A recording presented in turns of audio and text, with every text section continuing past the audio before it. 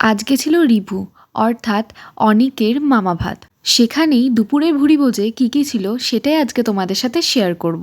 সবার প্রথমে পাতে পড়ে গেল শাক আর লেবু, তার সাথে ছিল ঝুরি আলু ভাজা।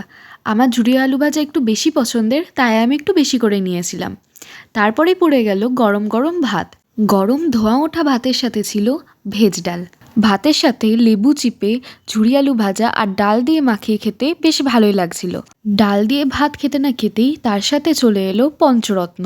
সমস্ত রান্নাই ভীষণ ভালো হয়েছিল। সবশেষে পাতে পড়ে গেল চিকেন কষা।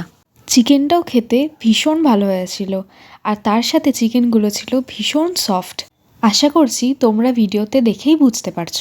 সবশেষে ছিল চাটনি, পাঁপড়, পায়েস আর গুড়ের রসগোল্লা।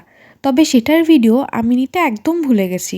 ভিডিওটি তোমাদের কেমন লাগলো সেটা আমাকে কমেন্টে জানাতে একদম ভুলো না।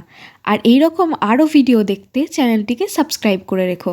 দেখা হবে নেক্সট ভিডিওতে। টাটা।